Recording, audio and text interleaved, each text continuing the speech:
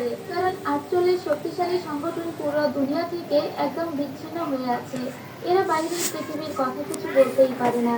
এদেরকে সম্পূর্ণ আলাদা করে এরা নিজেরাই রেখেছে। আর সেজন্যই এদের কাছে বাইরের পৃথিবীর কোনো খবরও আসে না। আর এই খবর জানানোর জন্যই মূলত এখানে শিয়ন এসেছে। আজকে ফেয়ের বাবা চলে যাচ্ছিল জেনারেল উ এর সাথে। ফেয়ের বাবাকে বারবার আটকানোর জন্য আসে, কিন্তু ফেয়ের বাবা আজকে ফেয়ের দিকে ফিরেও তাকায় না, কারণ যতই উনি পিছনে ফিরে তাকাবেন ততই তার মায়া বেশি হবে। জেনারেল উ তখন ফেয়ের সঙ্গে ফাইট করে, মূলত ফেইকে এখান থেকে চলে যাওয়ার জন্য। কিন্তু ফেই তো কোনোভাবেই ওর বাবাকে নিয়ে যেতে দিবেই না। জেনারেল উ এর তখন কিছুই করার থাকে না, ফেইয়ের ছুরিটা অর্থাৎ হাতের তলোয়ারটাই ভেঙে দুই খণ্ড করে দেয় এবং এটা বলে যে আমি খুব দুঃখিত। ফেইয়ের বাবাও ফেইকে বলে, ফেই, তুমি যদি সত্যি আমাকে অনেক ভালোবাসো আর যদি যোগ্য হয়ে উঠতে পারো তাহলে বাইরের পৃথিবীতেই তোমার সঙ্গে আমার দেখা হবে। ততক্ষণ তুমি ভালো থেকো। ফেইয়ের খুব কষ্ট লাগে তার বাবাকে এইভাবে চলে যেতে দেখে। বাচ্চার মেয়ের মতোই ফেই কাঁদতে থাকে। ফেইয়ের হাত থেকে তার তলোয়ারটা পড়ে যায়। শিরোন তখন বলে, আমার জন্যই এত কিছু হয়েছে। তোমাকে আমি কথা দিচ্ছি, তোমাকে অনেক সুন্দর একটা তলোয়ার আমি বানিয়ে দেবো। ফেই তখন রাগ করে ওখান থেকে চলে যায়। এদিকে ফেইয়ের বাবা খুব মন খারাপ করে যাচ্ছিল এই আর্মি জেনারেলের সঙ্গে। ঠিক তখনই এখানে দিশা গ্যাংয়ের কিছু লোক এসে ওদেরকে আক্রমণ করে। আর এই হলো সেই লোক ফেই যার চোখ কানা করে দিয়েছিল। এখানে এসে তুমুল ফাইট শুরু হয়েছে দুই পক্ষের ভিতরে। কিন্তু ততক্ষণে এখানে চলে এসেছিল ফেইয়ের মা। ফেইয়ের মা হয়তো এরকম কিছু সন্দেহ করেছিল যে ফেইয়ের বাবা তার এই শক্তিশালী সংগঠন থেকে বাইরে বের হবে, তখনই দিশা গ্যাং এসে হয়তো বা তার হাজবেন্ডকে আক্রমণ করতে পারে। সেজন্য ফেইয়ের মা আগে থেকেই প্রস্তুত ছিল। তো ফেইয়ের মা সেই বেলায় তার হাজবেন্ডকে আরো একবার বাঁচিয়ে দেয়, কিন্তু দুজনেই কেউ কোনো কথা বলে না। এভাবে ফেইয়ের বাবা চলে যায়। তবে আগের একটা স্মৃতি ওদের মনে পড়ে। ফেইয়ের বাবা ফেইয়ের মাকে বলেছিল নিজের খেয়াল রাখতে। এভাবে ৬টা মাস কেটে যায়। ফেই একটু একটু করে নিজেকে প্রস্তুত করছে প্রতিনিয়ত, কারণ ও নিজের বাবার সঙ্গে দেখা করতে বাইরের পৃথিবীতে যেতে চায়, বাইরের পৃথিবী সম্পর্কে জানতে চায়। তো ফেই এখন থেকে এই শিমুর এভাবে এসে ফাইটিং স্কিল প্র্যাকটিস করতো এবং ওই লোকটির সঙ্গেও কথা বলতো। এরপরে আমরা সেন্তিয়াংশু নামের একজন ভিলেনকে দেখতে পাই। এই লোকটি দুইজন লোককে অনেক বেশি হ্যারেস করছিল আর তাদের কাছে ওয়াটার ট্রিপল নামের একটা টোকেন চাচ্ছিল। এদিকে আমরা কিছু মেয়েদেরকে দেখতে পাই। এই মেয়েটির নাম হলো উ চুচু। উ চুচুর সঙ্গে তার ছোট ভাইও ছিল। এদের বাবা মাকে ধরে রাখা হয়েছে এবং দিশার লোকজন এদেরকে অ্যাটাক করেছে। আর তাই ওরা এখন বুয়ো নামের একটা কোর্টে যাচ্ছে, কিন্তু তার আগে ওরা ৪৮ শক্তিশালী সংগঠনের লোকজনদের সঙ্গে দেখা করতে এসেছে, কারণ ৪৮ শক্তিশালী সংগঠনই ওদেরকে ভুয়ো কোর্টে পৌঁছে দিবে। এদিকে দিশা গ্যাংয়ের লোকজন সব জায়গায় ও ফ্যামিলির ওই ছেলে মেয়ে দুটোকে খুঁজছে। আর এই দৃশ্য উপর থেকে মানে পাহাড়ের উপর থেকে শিয়ন লক্ষ্য করছে যে এখানেই দেখা যাচ্ছে ও ফ্যামিলির ছেলে এবং মেয়েকে ৪৮ শক্তিশালী সংগঠনের লোকজন কোথাও একটা নিয়ে যাচ্ছে। অপরদিকে পাহাড়ের উপরের আরেক প্রান্তেও দেখতে পায় যে দিশা গ্যাংয়ের লোকজন এদেরকে খুঁজছে। সেজন্য শিয়ন এদের সামনে আসার বলে, আমার মনে হয় আপনারা বিপদে পড়তে চলেছেন, সেজন্য আমি আপনাদের হেল্প করতে চাই। ওদেরকে হেল্প করে সোজা ভুয়ো কোর্টের দুই ভাইয়ের কাছে পৌঁছে দেয় এবং এই দুই ভাইয়ের কাছেই মূলত ও ফ্যামিলির ছেলে মেয়েদের যাওয়ার কথা ছিল। এদিকে আফেই তখনও পর্যন্ত প্র্যাকটিস করেই যাচ্ছিল। ফেইকে সবাই আদর করে আফেই বলে। তো ফেই এখন অনেক বেশি স্কেয়ার্ড হয়ে যায়। আর আজকে যেহেতু ৬ মাস পূর্ণ হয়ে গিয়েছে এবং ওদের ৪৮ শক্তিশালী সংগঠনে আজকে একটা ভীষণ বড় যুদ্ধের আয়োজন করা হয়েছে। এখানে এরা নিজেদের সংগঠনের সব থেকে সিনিয়র যোদ্ধাদের সঙ্গে ফাইট করবে। আর এই ফাইটটা হয় একটা টাওয়ারের উপরে। টাওয়ার থেকে যে যতগুলো লাল কাগজ সংগ্রহ করতে পারবে আর সেই হবে বিজয়ী, এবং যে এই টাওয়ার অতিক্রম করে একদম উপর থেকে ওইগুলো সংগ্রহ করতে পারবে তারা এই অঞ্চল ছেড়ে অর্থাৎ ৪৮ শক্তিশালী সংগঠন ছেড়ে বাহিরের পৃথিবীতেও যেতে পারবে। তো লিসেন একজনের সঙ্গে ফাইট করে অলরেডি ওই টাওয়ারটা বিজয় করে ফেলেছিল। এবার সেই এর পালা, কারণ সেই সবসময় ৪৮ শক্তিশালী সংগঠন ছেড়ে বাইরে যেতে চাইতো। সেজন্য আজকে ওর টার্গেট যেভাবেই হোক এই টাওয়ারটিও অতিক্রম করবে।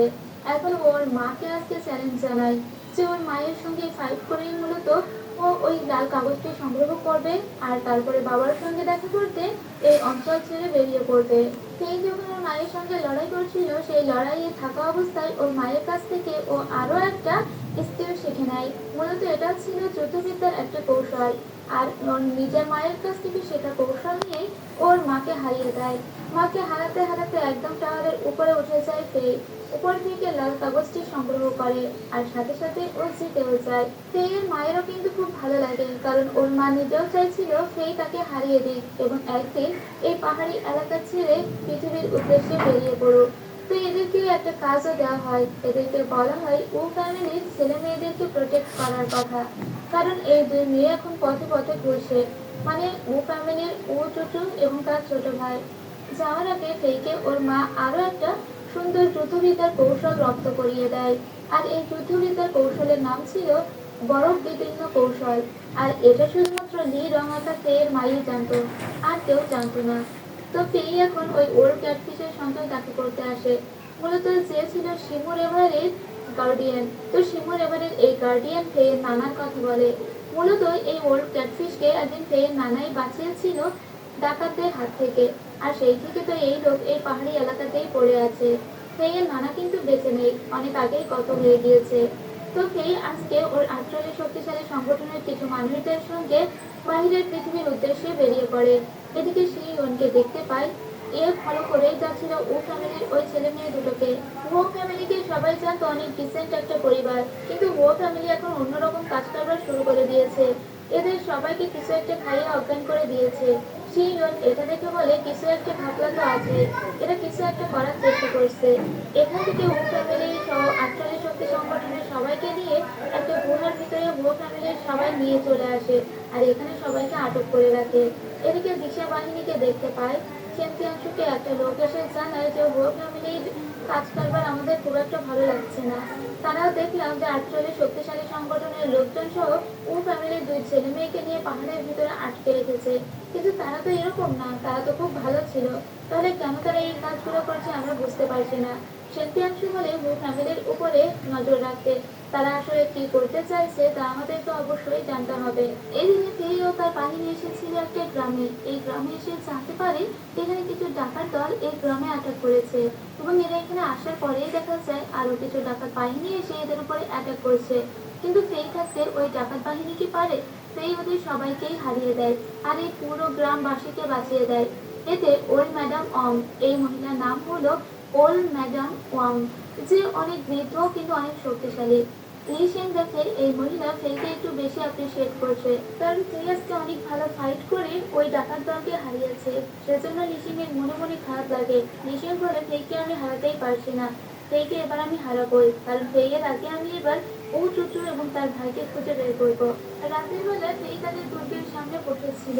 এদিকে আমাদের শিরিয়নকে দেখানো হয় কয়েকটা কাঠে খোদাই করছিল।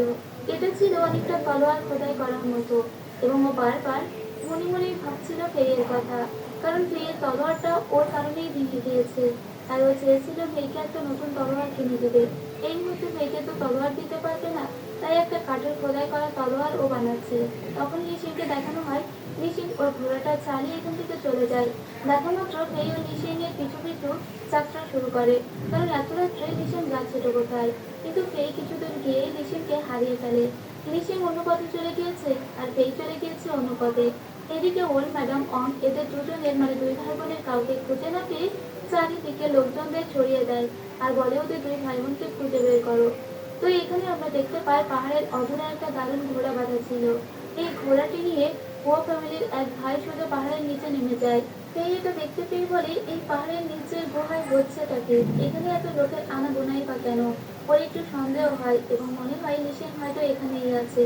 সেজন্য ও এই পাহাড়ের গুহা ফলো করতে করতে সামনের দিকে এগোতে লাগে। কিন্তু হাঁটতে হাঁটতে হঠাৎ করে ও এমন কিছুর উপরে পা দিয়ে ফেলেছিল যার কারণে ও একটা টানেলের ভিতর দিয়ে একটা মাটির গুহার ভিতরে ঢুকে পড়ে, যেখানে মূলত আটকে রাখা হয়েছিল শিরিয়নকে এবং ও ফ্যামিলি সহ আটচল্লিশ শক্তিশালী সংগঠনের আরো কিছু লোকজনদেরকে। তো একাই যখন নিচে পড়েছে তখন ওর মনে হচ্ছিল ও হয়তো মরে গিয়েছে, মরে গিয়ে ও অন্য দুনিয়ায় চলে এসেছে। কিন্তু কিছুক্ষণ পরেই বুঝতে পারে না ও বেঁচে আছে। আর এদিকে সেই যে পড়ে গিয়েছিল এটা একটু শুনতে পেয়েছিল শিরিয়ন। শিরিয়ন তখন বোঝার চেষ্টা করে এর পাশে কেউ আছে কিনা। সেই ওর শব্দ শোনার চেষ্টা করেছিল এবং ও যেহেতু একটা মাটির গুহার ভিতরে আটকে আছে, তাই গুহা থেকে কিছু মাটি ও সরিয়ে ফেলে এবং অপর প্রান্তে ও একটি মেয়ের দুটি চোখ দেখতে পায়। এটা দেখা মাত্র ও বুঝতে পারে এখানে সাধারণ একটি মেয়ে আটকা পড়ে আছে, কিন্তু এই মেয়ের চোখ দুটো ওর কাছে প্রচুর চেনা চেনা লাগছিল।